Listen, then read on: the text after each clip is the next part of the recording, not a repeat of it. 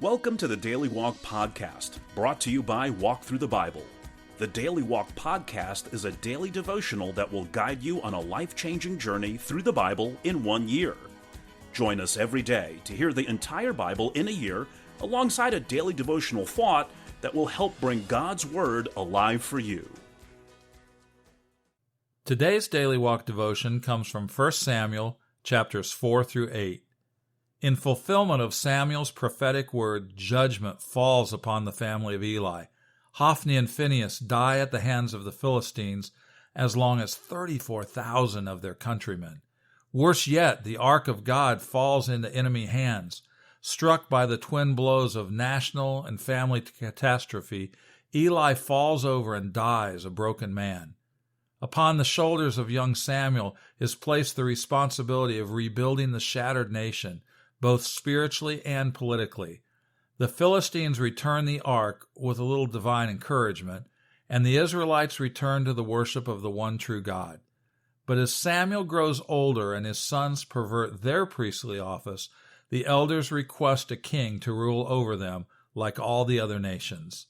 Now let's listen to 1 Samuel 4 through 8. 1 Samuel 4. And Samuel's word came to all Israel. Now the Israelites went out to fight against the Philistines. The Israelites camped at Ebenezer, and the Philistines at Aphek. The Philistines deployed their forces to meet Israel, and as the battle spread, Israel was defeated by the Philistines, who killed about 4,000 of them on the battlefield. When the soldiers returned to camp, the elders of Israel asked, "Why did the Lord bring defeat on us today before the Philistines? Let us bring the ark of the Lord's covenant from Shiloh, so that he may go with us and save us from the hand of our enemies." So the people sent men to Shiloh, and they brought back the ark of the covenant of the Lord Almighty, who is enthroned between the cherubim. And Eli's 2 sons, Hophni and Phinehas, were there with the ark of the covenant of God. When the ark of the Lord's covenant came into the camp, all Israel raised such a great shout that the ground shook. Hearing the uproar, the Philistines asked, "What's all this shouting in the Hebrew camp?" When they learned that the ark of the Lord had come into the camp, the Philistines were afraid. "A god has come into the camp," they said. "Oh no, nothing like this has happened before. We're doomed. Who will deliver us from the hand of these mighty gods? They are the gods who struck the Egyptians with all kinds of plagues in the wilderness. Be strong, Philistines, be men, or you will be subject to the Hebrews, as they have been to you. Be men and fight." So the Philistines fought, and the Israelites were defeated, and every man fled to his tent. The slaughter was very great. Israel lost 30,000 foot soldiers. The ark of God was captured, and Eli's 2 sons, Hophni and Phinehas, died. That same day, a Benjamite ran from the battle line and went to Shiloh with his clothes torn and dust on his head. When he arrived, there was Eli sitting on his chair by the side of the road, watching because his heart feared for the ark of God. When the man entered the town and told what had happened, the whole town sent up a cry.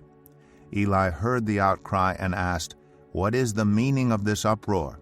The man hurried over to Eli, who was 98 years old and whose eyes had failed so that he could not see. He told Eli, "I have just come from the battle line. I fled from it this very day."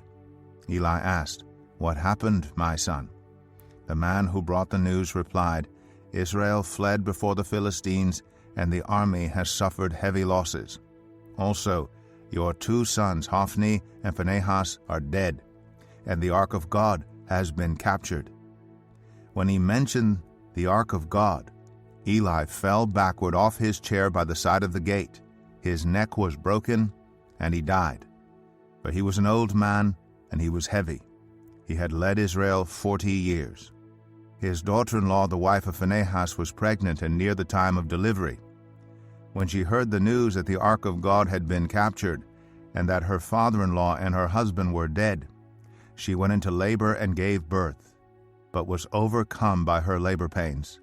As she was dying, the women attending her said, "Don't despair. You have given birth to a son." But she did not respond or pay any attention. She named the boy Ichabod, saying, "The glory has departed from Israel," because of the capture of the ark of God and the deaths of her father-in-law and her husband. She said, "The glory has departed from Israel, for the ark of God has been captured."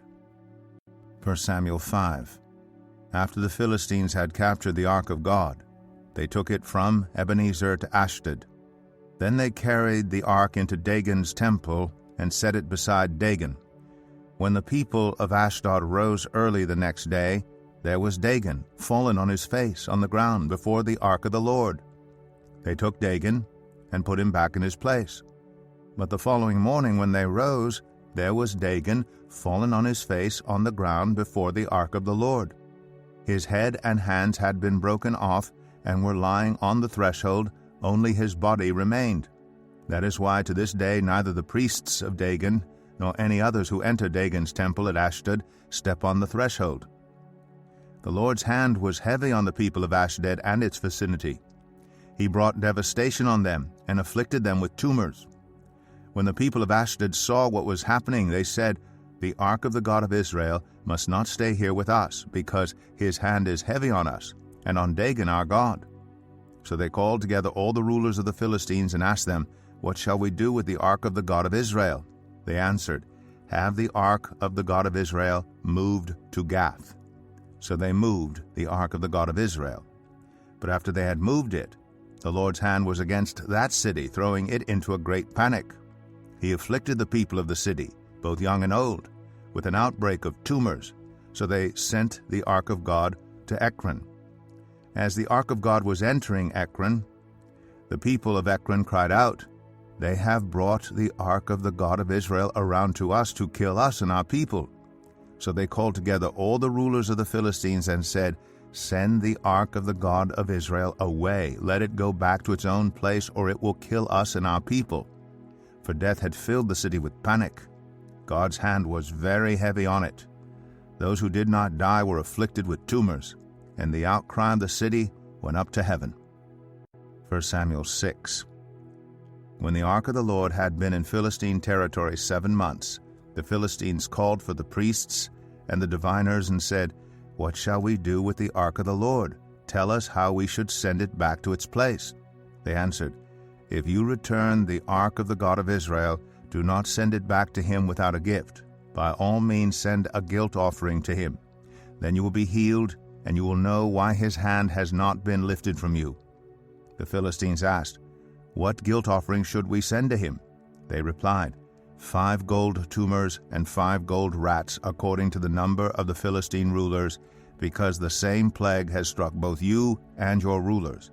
Make models of the tumors and of the rats that are destroying the country, and give glory to Israel's God. Perhaps he will lift his hand from you and your gods and your land. Why do you harden your hearts as the Egyptians and Pharaoh did? When Israel's God dealt harshly with them, did they not send the Israelites out so they could go on their way? Now then, get a new cart ready with 2 cows that have calved and have never been yoked. Hitch the cows to the cart, but take their calves away and pen them up.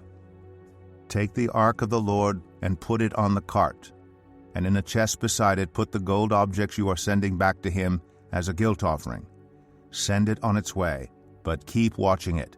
If it goes up to its own territory toward Beth Shemesh, then the Lord has brought this great disaster on us. But if it does not, then we will know that it was not his hand that struck us, but that it happened to us by chance." So they did this. They took 2 such cows and hitched them to the cart and penned up their calves. They placed the ark of the Lord on the cart, and along with it the chest containing the gold rats and the models of the tumors. Then the cows went straight up toward Beth Shemesh, keeping on the road and lowing all the way. They did not turn to the right or to the left. The rulers of the Philistines followed them as far as the border of Beth Shemesh. Now the people of Beth Shemesh were harvesting their wheat in the valley. And when they looked up and saw the ark, they rejoiced at the sight. The cart came to the field of Joshua of Beth Shemesh, and there it stopped beside a large rock. The people chopped up the wood of the cart and sacrificed the cows as a burnt offering to the Lord. The Levites took down the ark of the Lord, together with the chest containing the gold objects, and placed them on the large rock. On that day, the people of Beth Shemesh offered burnt offerings and made sacrifices to the Lord. The 5 rulers of the Philistines saw all this and then returned that same day to Ekron. These are the gold tumors the Philistines sent as a guilt offering to the Lord, 1 each for Ashdod, Gaza, Ashkelon, Gath, and Ekron. And the number of the gold rats was according to the number of Philistine towns belonging to the 5 rulers, the fortified towns with their country villages. The large rock on which the Levites set the ark of the Lord is a witness to this day in the field of Joshua of Beth Shemesh. But God struck down some of the inhabitants of Beth Shemesh, putting 70 of them to death because they looked into the ark of the Lord. The people mourned because of the heavy blow the Lord had dealt them. And the people of Beth Shemesh asked, "Who can stand in the presence of the Lord, this holy God? To whom will the ark go up from here?" Then they sent messengers to the people of Kiriath-Jearim, saying, "The Philistines have returned the ark of the Lord. Come down and take it up to your town." 1 Samuel 7. So the men of Kiriath-Jearim came and took up the ark of the Lord. They brought it to Abinadab's house on the hill and consecrated Eleazar his son to guard the ark of the Lord. The ark remained at Kiriath-Jearim a long time, 20 years in all. Then all the people of Israel turned back to the Lord. So Samuel said to all the Israelites, "If you are returning to the Lord with all your hearts, then rid yourselves of the foreign gods and the Ashtoreths, and commit yourselves to the Lord and serve him only, and he will deliver you out of the hand of the Philistines." So the Israelites put away their Baals and Ashtoreths and served the Lord only. Then Samuel said, "Assemble all Israel at Mizpah, and I will intercede with the Lord for you." When they had assembled at Mizpah, they drew water and poured it out before the Lord. On that day they fasted, and there they confessed, "We have sinned against the Lord." Now Samuel was serving as leader of Israel at Mizpah. When the Philistines heard that Israel had assembled at Mizpah, the rulers of the Philistines came up to attack them. When the Israelites heard of it, they were afraid because of the Philistines.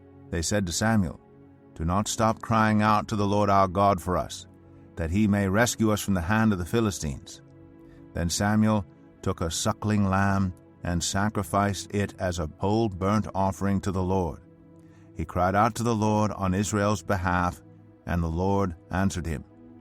While Samuel was sacrificing the burnt offering, the Philistines drew near to engage Israel in battle. But that day the Lord thundered with loud thunder against the Philistines and threw them into such a panic that they were routed before the Israelites. The men of Israel rushed out of Mizpah and pursued the Philistines, slaughtering them along the way to a point below Beth-kar. Then Samuel took a stone and set it up between Mizpah and Shen. He named it Ebenezer, saying, "Thus far the Lord has helped us." So the Philistines were subdued, and they stopped invading Israel's territory. Throughout Samuel's lifetime, the hand of the Lord was against the Philistines. The towns from Ekron to Gath that the Philistines had captured from Israel were restored to Israel. And Israel delivered the neighboring territory from the hands of the Philistines, and there was peace between Israel and the Amorites. Samuel continued as Israel's leader all the days of his life. From year to year, he went on a circuit from Bethel to Gilgal to Mizpah, judging Israel in all those places. But he always went back to Ramah, where his home was, and there he also held court for Israel, and he built an altar there to the Lord. 1 Samuel 8. When Samuel grew old, he appointed his sons as Israel's leaders. The name of his firstborn was Joel, and the name of his second was Abijah, and they served at Beersheba. But his sons did not follow his ways. They turned aside after dishonest gain and accepted bribes and perverted justice. So all the elders of Israel gathered together and came to Samuel at Ramah. They said to him, "You are old, and your sons do not follow your ways. Now appoint a king to lead us, such as all the other nations have." But when they said, "Give us a king to lead us," This displeased Samuel, so he prayed to the Lord. And the Lord told him, "Listen to all that the people are saying to you. It is not you they have rejected, but they have rejected me as their king. As they have done from the day I brought them up out of Egypt until this day, forsaking me and serving other gods, so they are doing to you. Now listen to them, but warn them solemnly, and let them know what the king who will reign over them will claim as his rights." Samuel told all the words of the Lord to the people who were asking him for a king. He said, "This is what the king who will reign over you will claim as his rights. He will take your sons and make them serve with his chariots and horses, and they will run in front of his chariots. Some he will assign to be commanders of thousands and commanders of 50s, and others to plow his ground and reap his harvest, and still others to make weapons of war and equipment for his chariots. He will take your daughters to be perfumers and cooks and bakers. He will take the best of your fields and vineyards and olive groves and give them to his attendants. He will take 1/10 of your grain and of your vintage and give it to his officials and attendants, your male and female servants, and the best of your cattle and donkeys he will take for his own use. He will take 1/10 of your flocks, and you yourselves will become his slaves. When that day comes, you will cry out for relief from the king you have chosen, but the Lord will not answer you in that day." But the people refused to listen to Samuel. "No," they said, "we want a king over us. Then we will be like all the other nations, with a king to lead us and to go out before us and fight our battles." When Samuel heard all that the people said, he repeated it before the Lord. The Lord answered, "Listen to them, and give them a king." Then Samuel said to the Israelites, "Everyone go back to your own town." And now here's our Daily Walk devotional thought for today. Be careful how you pray. God may give you what you ask for. Israel requested a king, a seemingly harmless request. After all, wouldn't a monarch be preferable to the corrupt priests who were making a sham of national worship? But God knew the people's motives were wrong, the desire to be like the surrounding nations, and the consequences would be devastating. Their sons and daughters would be inducted into the king's service, their lands confiscated, their possessions taxed and seized. In effect, they would become slaves to the king, yet they insisted, "Give us a king." Examine your own prayer life. Is it characterized by demands or requests? God, heal me. Bring my husband back. Make me successful at work. Give me what I ask for. Check your motives. Are you making requests for your comfort and convenience or for God's glory? And have you considered what might happen if God did answer your prayer? Could it be that God has something even better in store for you than the answer you would supply to your own prayer? Talk to Him about it right now. Thank you for joining us today for the Daily Walk podcast from Walk Thru the Bible. Be with us tomorrow as we continue our life-changing journey through the Bible in a year. Love this episode of the Daily Walk podcast? We'd love for you to rate and give us a review on iTunes or Google Play. Make sure you subscribe so you won't miss an episode as we walk through God's Word together. For more resources to help you live God's Word, visit walkthru.org. That's WALKTHRU.org. Walk through the Bible. Take a walk, change the world.